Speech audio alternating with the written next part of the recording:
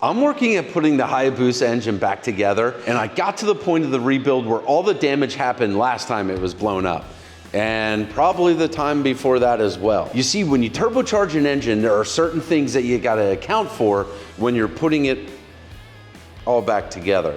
Today, I'm gonna try to explain some of that stuff the best I can, and we're gonna try to diagnose and figure out what actually happened to this motor. Now, what got me started on all this is I was measuring my ring end gap so I could assemble my pistons and put the cylinder on so I could get our new head on and button the whole engine back together. This got me thinking. Whenever we put engines together, guys, I talk about piston ring end gap, and it's super important. And here's why. One of the things that happened in this engine is they broke a piston. Now, let me show you something here. This is the old head. Dan, if you had to guess, which piston broke? Oh, if I was a betting man, probably I'd put my money on that one. You would put your money on that one? That's the one I put my money on. Good guess, but you're wrong. Oh, no. It was actually I lost all my money. It was actually number 4 here. Look at this. What? Okay, so what I think happened here is, if you look really close, actually, you don't even have to look really close. Do you see how this ring is bent up? Yeah. Okay, so what I'm thinking what happened here is when you have a ring, let's pull this one off. Okay, so when your piston ring is in your cylinder, this gap closes. And as the ring heats up, and the engine heats up and the ring heats up, what happens is it's going to expand and they touch. Now, if you get really lucky, sometimes they'll just flip over top of each other and it won't cause a whole bunch of damage. Most of the time, what happens is when these ends come together and it keeps expanding, because that's just what metal does when it heats up, it needs somewhere to go. Generally where it goes is the ring lands. You can see what happened here is this ring is bent up. So I'm guessing these rings, the end gap closed up, it kept heating up, needed somewhere to go, this ring expanded out, and it popped the top of our piston off. Now, I'm curious, I'm gonna take a ring from this other piston, we're gonna set that in there. Oh wow, there's barely any gap there. It's a tight 9.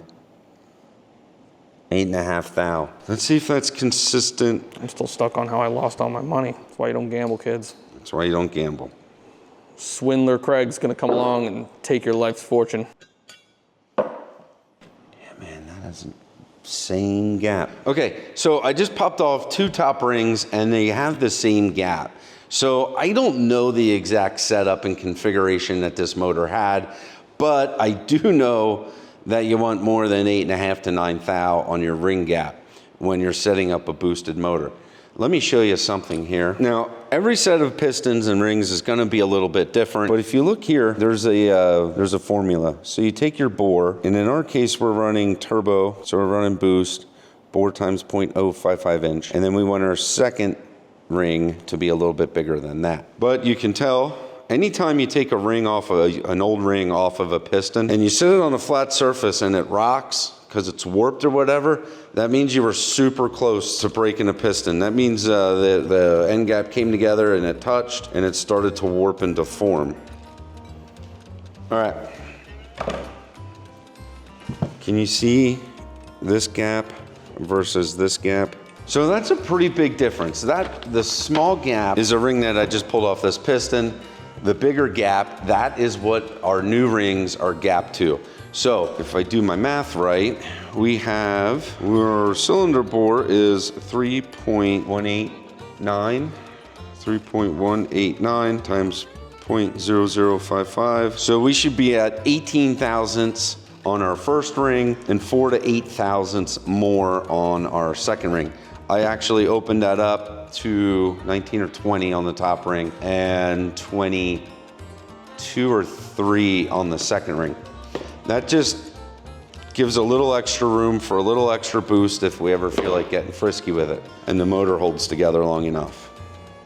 Now that I have my math done and I know the numbers I'm shooting for, the next step is actually filing the rings. So pull everything out of the box, And I set everything together in 1, 2, 3, 4. I know which rings go with which piston, go into which bore, and I keep everything standard as I go through. I put all my top rings in, and I measured my gaps, and I knew they were all gonna be tight. So then I used the ring file here, file a little, file a little, file a little, put it back in, set it with my tool, and measure. And I did that for all 4 rings until I had them set. Now, one thing I did do is I start at the bottom. You know, here's another something that's pretty interesting. Now, if you guys understand piston rings and 4-stroke motors, we have our oil scraper ring here, or oil ring, and it's a 3-piece ring. We have this top little band, and then we have that waffle ring, and then we have another band. Those are the 2 oil scrapers centered by with the oil ring in the center. Now, if you'll notice, there's a 4th ring here, and it's this one. This is a ring support rail, or ring support ring, or whatever you want to call it. And the reason that's on here is because, wait a second, how's that gonna work? No, I'm not gonna be able to get these in there. That's the dumbest setup. All right. So, that's fun stuff, right? Okay, you just watched my brain break, because I just realized I think I screwed something up. Dang it. How bad of a screw up is this? It's not huge. Oh. All right, look, back to where we were. Okay. Okay, so this is a support ring to support the oil ring. And the reason that's on here is because the bore for our wrist pin breaches the ring land. So if you look at this piston, we actually have piston meat here that our oil ring sits on. This is piston right here. So this oil ring is supported by this here. We don't have that here. So they use this 4th ring to support the oil ring. But now the issue is, on this one here, the wrist pin will just slide right in. On this one, it won't because that ring's there. So now what that means is I gotta pull my pistons apart, my rings off, everything, put my pistons on, and then put my rings on once the pistons are on the connecting rod. Oh, so you just have to change the order around a little bit. I just have to change the order of operations around a bit. But that's uber frustrating because, as you can see by this... I thought you were going to say that's okay. Not that's uber frustrating, but go on. Well, I mean, I spent a better part of an afternoon doing all this. All right. Now I got to redo it. That is uber frustrating, Craig. But, you know, this is how we learn. We figure stuff out. Boy, that really threw me off my game. Man, I tell you what. Really grinds your gears. I'm sorry, guys, that this video is going to be a little nerdy. It's engine math. Woohoo! Whoa. Don't click off the video yet. No, it's all good. It's all fun. It's not too much math. Not too much math. It's fun math. This is fun math. Craig doesn't like doing math either. Yeah, I don't like math either. But it's useful. I use it every day, believe it or not. Okay, so back to what I think happened to this engine. Piston ring end gap was too tight, and obviously that didn't work. So I think this happened first. I believe this would have been the first failure. Now, I don't believe that the 2 failures were related because this is the one that broke. You can even see it's like a different color. See how it's lighter in color than these? So that one was running a little lean, got a little extra hot. Hot. A little hot. But everything was just flirting with disaster. You can see here it started peeling away here at the valve relief. So this thing was on the brink. Anyway. Flirting with disaster. I like the way you put this that, one Craig. here. I don't know how you plan on putting this together without flirting with disaster, but... Well, we'll get to this in a bit. So that piston didn't fail. No.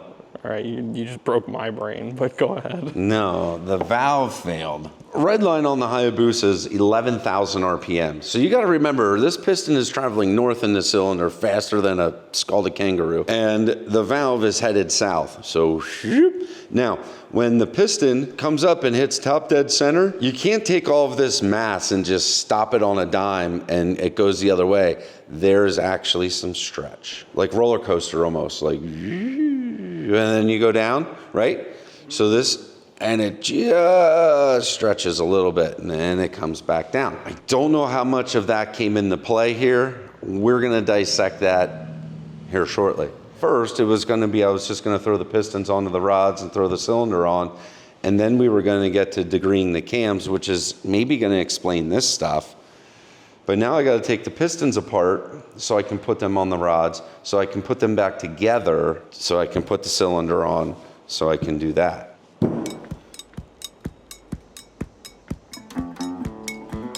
I'll be honest, if I would have known these rings were like this, I wouldn't have gotten them. This was easier to do when it was just me and the tripod. Didn't have y'all staring at me. Ain't that something? Dang it. All right, so you guys saw me. I just took apart the pistons again because it's the way it goes sometimes. Anyway, here's what I'm gonna do. Next step is putting the pistons in, or on the rods. So I have this set up in a way, let me show you. So I have a mark here. I'm gonna put a pin in, or a clip. Okay, I'm going to pre-install some of these clips. So now, when I put this piston on, and my wrist pin comes through, I only have to put this clip on. I don't have to put both clips on because, well, the clips aren't fun to put on, and the more clips you try to put in over top of an open engine, I'm gonna actually wrap paper around things, is a greater chance you're gonna drop a clip into the motor, the bottom end, and that's a bad day. So I'm gonna go through here, I'm gonna get all of these set up, and then next step is lube up everything. Pistons on the rods, rings back on the pistons, need to copper coat the base plate, and then I'm gonna get into explaining the base plate and why we need to do the next step. So let me get this done, and I will be right back. Dan? Craig. Play some funky carb tunes for the folks while I do this. Some carb tunes.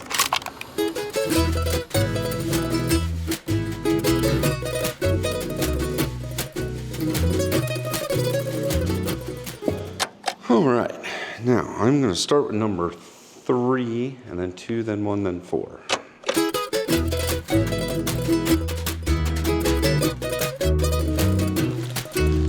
I ain't dropping a clip in the bottom of the motor. Not today. Not today. So the reason I'm starting with 3 is because, like I said earlier, I have this clip in, so now all I have to do is put this one in. If I were to work my way in, I would start losing room to work. So I was just trying to think a little bit ahead. I'm gonna set this one first. Number 4, I'm gonna put in from this side, plenty of room, but I'm working my way out on this number 1 side.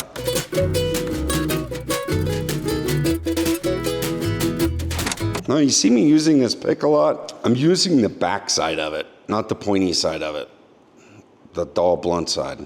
So just gotta keep the pointy side exposed to sticking your thumb or finger.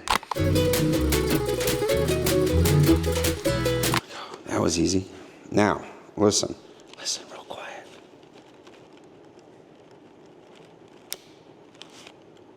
Hear that? That's the click you need to hear. If you don't hear that click, you're not in the groove.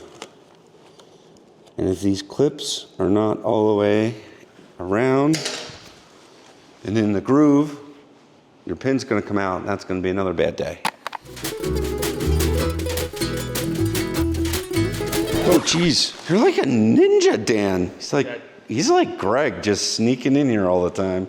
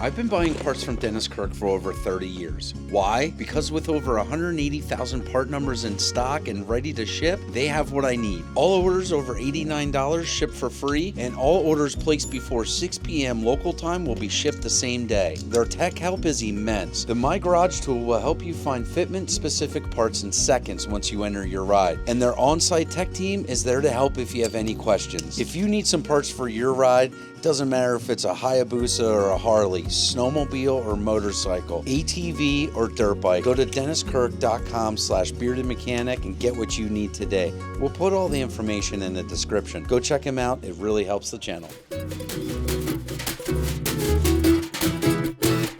Okay. Pistons are installed. I double, triple, quadruple check. Everything is pointed towards the exhaust side like it needs to be. All my clips are in place, in the groove. Now we have our base plate. This is a 0.08 80 thou base plate. And what this is gonna do is raise what they call the deck height. But first I gotta get some copper coat on this thing. I'm gonna do a few coats of that. And while that's drying, I'm gonna put the piston rings on. And then that should all be timed up. Dan shows up with pizza, and then I think the cylinder can go on. Sweet, well, let's do it. I know what the next step is, Craig. What's the next step, Dan? Pizza! That's right, I told Dan I want pizza today because Tony Angelo, apparently eating pizza is good luck when you're building motors. It's a pro tip. Copper coat, let's do this. Okay, now the rings are going in again for the last time. Here's something. So this is that support ring for the oil rings that I was talking about. And I don't know, this is really hard to see maybe, but right there, see that little dimple? So that little dimple needs to sit where the piston land, the ring land isn't in the piston. And then that way this doesn't spin. So it's very important that we get that I get that. You guys are coming along with me here in the right spot. So we're gonna start on 3, because that's where I wanna start. Okay, my dimple is down with the dimple. Now you can either use a razor blade or a thin feeler gauge like this, and I set it in here just so the edge of that ring doesn't scratch the piston on its way down. So what happened here is it actually slid up a spot, and if this ring gets in the wrong groove, it is a nightmare. Ask me how I know that. This is gonna be finicky work, Dan. Just a heads up. These rings are really interesting. I don't know if you'll be able to see this or not. Here, I'll show you an exploded diagram. It's what they call a Napier ring. It actually looks like this. That's the end profile. So, if you look, this might be really, really hard to see, but there's that edge. Oh, yeah, I can see it. So you want to make sure that you have these rings oriented in the correct direction. This one here is marked with an N. That's gonna go up. Top ring, same thing, look for my mark. You just thread it on very carefully. Guys that work with these like every day, they take them and like they have a way they like scares them. Scares you? Scares me. Why don't you emulate it, Greg? Well, because they probably have a stock room full of rings. And if I break, I'm not even gonna say it. Okay, now that Dan's here, maybe I can show you that dimple better. So that goes down and it goes into this part of the piston so that it can't spin. Thread this ring on. Now this ring here actually, if you notice, see how the overlaps and there is no end gap? Well, it's actually smaller than the piston. So when you put it on the piston, it'll expand and give itself a gap, but it is still small enough that it actually doesn't contact the, what's the thing that the pistons ride? The cylinder wall. Use my feeler gauge here just to get that clip over. And we're gonna go oil ring. Obviously, guys, with your oil ring, you always want to make sure that it's butted up against like that, and never like that. Always like that. That's an important part of this. All of these are important parts. I can't mess any of this stuff up, man. That's the thing with these motors. I mean, I guess, stock motor, you have a little more leniency and a little more play. But man, if you start putting power to them and different things, tolerances start stacking up, which is why there's a term named stack up tolerances. That's a story for another day. We'll discuss that one day.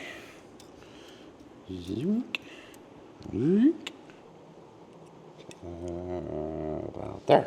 So what I'm doing here is orienting my ring gaps. The manual tells you where they want the ring gaps, and that's to control combustion and heat. Cool, that's right where we want that one.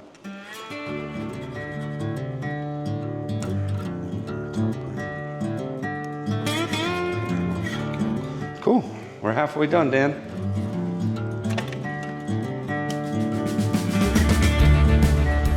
Hey, one more. And then Dan, don't let me forget to triple check my dimples, my ring dimples.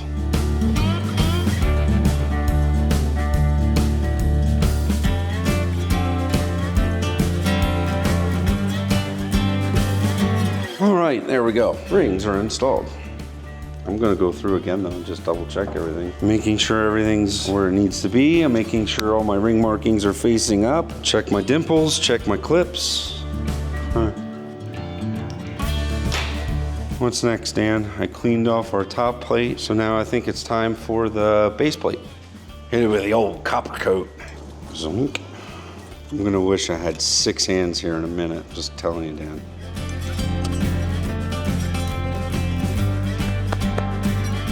Cylinder. Okay, so we have our destructions. Now, instead of slapping up everything with this gooey goppy oil, some guys do is they just put a bunch here on the bottom of your cylinder wall. Kind of helps contain the mess. I'm gonna get that lip there really good too, because that's gonna help our rings slide in.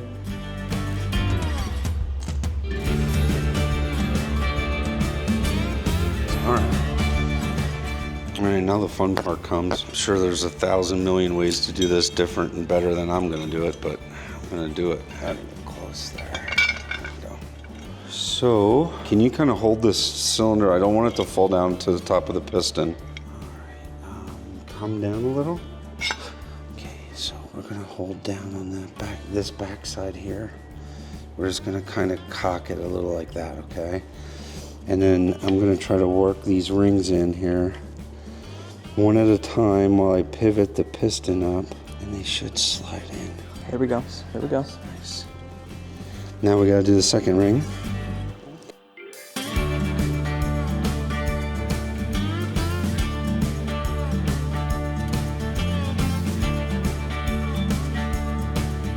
Craig, And I can't believe it's on. Is it really on? it's really on. I can't believe that it's on. Can't believe that the rings are in. Can't believe nothing broke. I can't believe it's not butter. Oh, Let me see. What happened? wound my chain right down in there. That was Uh-oh. dumb. Oh, Greg, what'd you do? I wasn't paying attention. There we go. Chain recovered.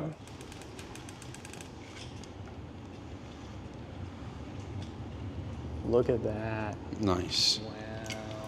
What's next, Dan? I got nothing. Drawing a blank. Put that thing on. This thing. Yeah, put that thing on. This head gasket. You know, part of the reason projects like this take a while, and I think I tried explaining this before, and I don't know if it ever works, but this stuff isn't cheap. It's just not. So a new head cost, I don't know, it was close, not a new head, it was a used head. It was after you bought the wrong one. I did buy the wrong one. That was a $700 mistake. And then I bought the correct one, and the correct one cost about $1,000. I had another, I don't know, $2,000 bill to machine everything. So yeah, sometimes, man, you know, you think free Hayabusa, it's not free. Plus I had to get the turbo rebuilt. Plus I had to get the cylinder done. Plus I had to buy all new pistons. Guess what I did there, Dan? Did you drop the chain? No, I ordered the wrong pistons. Oh, you ordered the wrong pistons. Gonna have to do it. This sucks. Do you need help? Hang on, let me help you. Here, I'll hold the head. You come over here Get the and chain? work the chain. All right. Can do. Are you having as much fun as I am? Dan, it's freaking stuck. Uh-oh, uh-oh. Grab me the. Mallet? That one? Hey, here we go. Uh-oh. Oh, watch your fingers. We can't drop this. I know. Drop the chain before the head. There we go. Holy Okay. mackerel. All right, there we go. Are we on? We're on all the We're on studs. all the, yep. Oh, but you got it. Sorry. Okay. I'm gonna say we're on. Busa engines going back together. Yeah, dog. That's fun stuff, man. Gotta love it. Gotta love it. I love it, because I gotta. That's right. These cam caps are line bored with the head so that it is an absolute perfect bore, which means if you're ever looking for a head on eBay and you find a head but it doesn't have these cam caps with it, you're gonna have to find caps and then a machine shop that can line bore them. And I don't believe that would be very fun to do. If you're ever building a Busa, be mindful of that.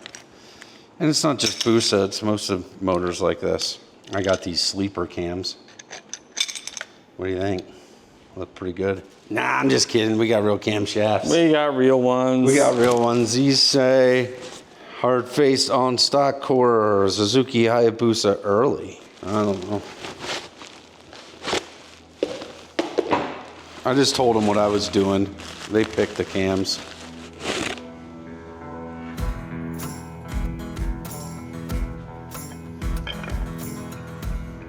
All right, so we gotta read the directions on how to time this thing. We gotta get our cam chain tensioner on, and then it's the green camshafts. Okay, well, before we do any of this, I need to go through and torque down the head. Torque specs.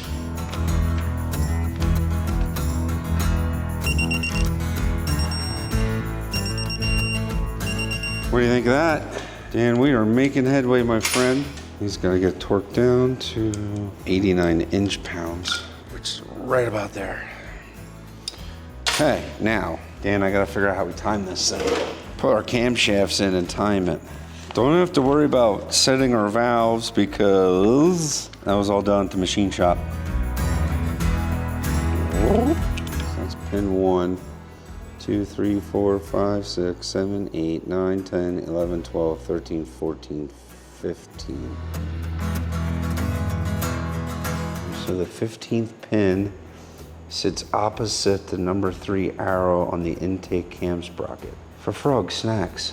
If you're standing on your head and you're putting on a camshaft, make sure the 19th pin sits opposite. I don't know what they're talking about, sits opposite. That doesn't make sense. We're gonna make it sit where it belongs. Okay, there's the 3, there's the 15th pin. Okay, so we have 2 dots, goes to a pin. That pin is 1, 2, 3, 4, 5, 6, 7, 8, 9, 10, 11, 12, 13, 14, 15 lines up with the 3 dots. So that is set. However, I need to get all my piston to top dead center, I guess. Now, another way I'm actually gonna check this here before I get everything set is I'm gonna put my dial indicator in here and we are gonna mark top dead center. 2 should be straight up, 1 should be in line. We're still at top dead center. 15 lines up with that pin, lines up with our top dead center. Everything in life is now hunky-dory, I do believe. It's interesting. They give you the order, the torque sequence on the cap. You gotta look, see how it's counted. They have 1 and 2 here in parentheses. So it'll actually be 1, 2, 3, 4, and then back 5, 6, 7, 8. And that's because of how everything is sitting here. So we're not torquing yet, we're just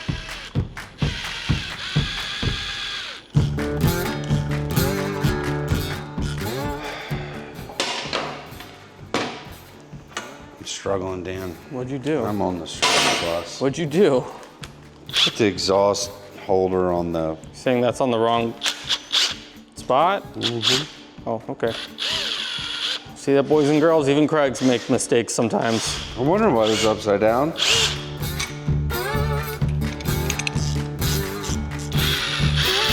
Okay, we'll come back through and torque everything. Let's get the intake on.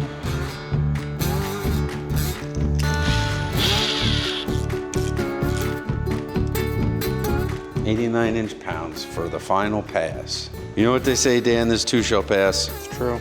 They do always say that. Okay.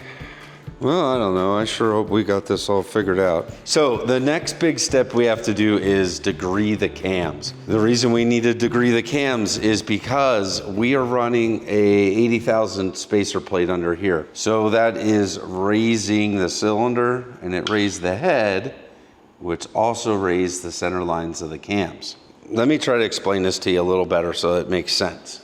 I'm a drawer. I draw stuff. Down here we have our engine block. So it holds our crankshaft. We have our connecting rod. We have our cylinder, which is the red.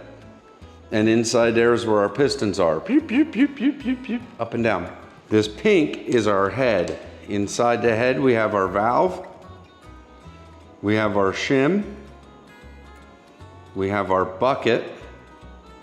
We have our cam lobe. Our cam. Well, this is all the cam. But the round part of the cam and the cam lobe, and we have our center line. Now, what we did is we put in an 80,000th spacer plate, base plate, which goes right in here. So what that is gonna do is it's gonna lift everything, as in cylinder and head, up 80 thou off the top of our block here. So what that is gonna do, that's gonna change the center line of our cam now. Our new center line is up here. Now, why does this matter so much? Well, when you're putting in aggressive cams and you can change the lift height, how much the cam lobe is gonna push down on the valve to open up the valve into the cylinder. So that's lift. You can also change duration, and that is gonna be how soon the valve starts opening and how long it goes until it starts closing. The valve is opening sooner, closing later, adding more duration. Hot camshafts are generally doing two things. You're adding lift, because you want to get that valve as open as you can to get as much of that air fuel mixture into the combustion chamber as possible. And you're also adding duration because you want to keep that valve open as long as possible to allow as much of that air fuel mixture into the combustion chamber as well. And then you can go all down sorts of rabbit holes with the scavenging and it's a whole thing. But for our purpose here, I want to keep it super simple so you guys understand here what's going on. You would normally think the critical point here is when piston is at top dead center and where this valve is. But remember when I said that these pistons are moving up and down in this cylinder like a scalded kangaroo? So what's going to happen is as the piston comes down, the valve is going to be opening and it's going to be chasing the piston down. As the rod's coming up, the valve's going to be, or the piston is coming up, the valve's going to be closing and the piston's going to be chasing the valve. So what we need to do, and it's why our cam gears are slotted and we can rotate everything, is we need to figure out our new center line of the cam and get everything adjusted so that we don't have things hitting things and making pieces. If you don't go super aggressive and you're not adding base plate, we added base plate because of the boost, you can get away without having adjustable cam gears. But we have them. We're gonna set our new center line of the cam and make sure all of our numbers hold out. Now, you get the number by talking to whoever you're buying engine parts from, or your engine builder. But anyway, I know my intake cam and exhaust cam, I need, my magic number is 0.108 inch and 0.1110 inch. So when you're degreeing the cam and you're rolling your engine around, boom, boom, boom, and you're adjusting your cam, this is the number you're shooting for. The other way you can degree it is how much your valve is open at top dead center. This method is not as commonly used. You don't need a degree wheel for it, but I know that number for my intake is 0.092, and for my exhaust, it's 0.086 thou. So as I go through and degree the cams, these are the numbers here I'm looking for. Hopefully all of that adds up and everything is hunky-dory. So that's why we're degreeing the cams. We added the base plate, we move our center line of the cam up. We need to find the new center line of the cam so that our valves, when they're chasing the pistons and the pistons are chasing the valves, they don't smack each other and make pieces. I don't think that's what happened with this engine because, I mean, it only hit one cylinder. It's not like all the valves broke. It was isolated to one cylinder. So I don't know. I don't know if something else happened. I don't know if, maybe it floated a valve. That is how we got pieces. Remember, like I said, when your piston is coming up and you're at 9,000 RPMs or more, red line's at 11,000, these pistons, they don't just stop and head back down. They got a little bit of play after that top dead center. And I'm talking maybe bigger than microns, but not much. It's not a lot, but again, at 11,000 RPMs, this stuff is spinning and moving so fast. Same with the valves. So maybe there was just a valve spring keeper that wasn't in quite right and it skipped a keeper and dropped a valve. Yeah, I don't know. Maybe if we look at the footage, you'll be able to tell. Maybe it was a misshift. And like I said, when things are just screaming at that kind of RPM and you're adding boost, we knew things were kind of on the edge because of this piston here breaking, our rings hitting each other and this piston breaking. So even if this didn't happen, this engine was still on its way out because we got a broken piston. They were also very close to melting these off. So unfortunately, when it let loose, boogered the head. That's a shame.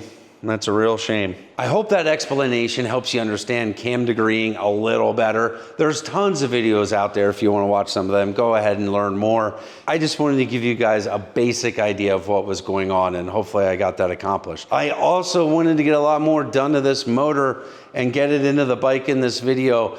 But while I was putting things together and going over all this, I got to thinking that I really just didn't do a good job explaining of what my thoughts were on why this all came apart in the first place. But now you guys know what I think happened to the Busa, and I'm excited. The next video is gonna be putting this motor back into the bike and going for a ride. I'm super excited that Greg and Dennis Kirk got together, surprised me with those new pegs and getting the mirrors on and the windshield and some of that fun stuff. That was really cool to see. Thank you guys for making that happen. If you're looking for some parts, it doesn't matter if it's a Hayabusa or a Harley or anything in between, check out Dennis Kirk. I'm gonna put the information in the description below. Really helps the channel if you guys buy some parts from them. Thank you so much. Guys, we're getting super, super close here on this Busa. I think we got one more video and it's gonna be done. Have yourselves a great weekend. Dan, you know what to do. Here and here. Check them out and you're gonna love them. Have a great weekend. See you later.